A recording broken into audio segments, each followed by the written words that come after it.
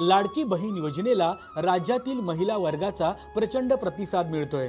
जवळजवळ 1 कोटीपेक्षा जास्त बहिणींच्या बँक खात्यात 2 महिन्यांचे मिळून 3000 रुपये जमा झाले आहेत। मात्र महाविकास आघाडीला हे पाहवत नाहीये। त्यामुळे राज्यात जर महाविकास आघाडीचं सरकार आलं तर ते देवेंद्र फडणवीसांच्या काळात सुरू केलेल्या इतर योजनांबरोबरच लाडकी बहीण योजना देखील बंद करतील। ज्याप्रमाणे महाविकास आघाडी सरकारने आणीबाणीत तुरुंगवास भोगलेल्या आंदोलकांना पेन्शन देण्याची योजना बंद केली, त्याबरोबरच जलयुक्त शिवार, मागेल त्याला शेततळे, पीक विमा, बळीराजा चेतना योजना यासारख्या शेतकरी हिताच्या योजना देखील बंद केल्या। म्हणूनच माता भगिनींनी आता सावध होण्याची गरज आहे। कारण जर महाविकास आघाडी नावाचे हे सावत्र भाऊ पुन्हा सत्तेत आले तर केवळ देवेंद्र फडणवीसांबद्दल असलेल्या आक्षेपोटी ते पुन्हा जनहिताच्या या सर्व योजना बंद करतील।